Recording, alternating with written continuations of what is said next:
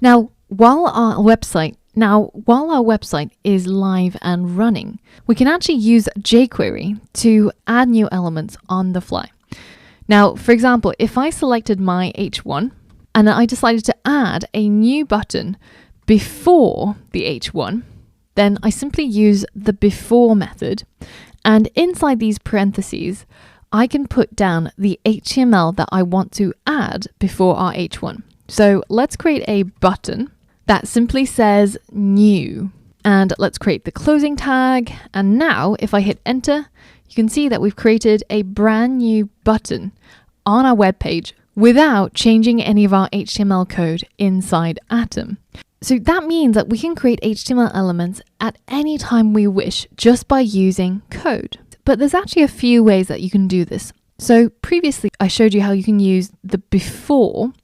Now there's also after, which creates our HTML elements after the element that we've selected. So in this case, it creates it here after our H1.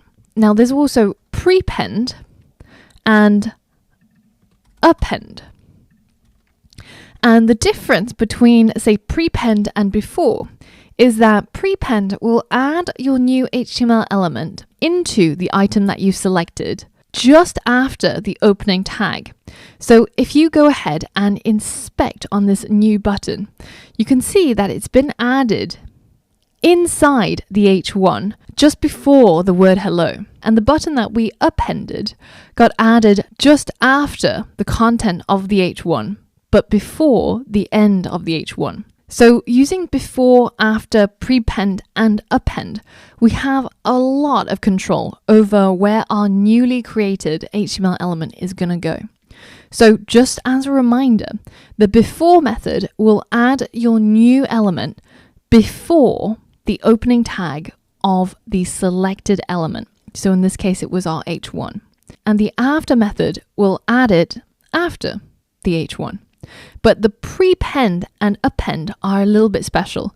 They'll add your element just before the content of the H1 and right after the opening tag. And append does the opposite, where it gets added after the content of your H1, but still inside the H1 element.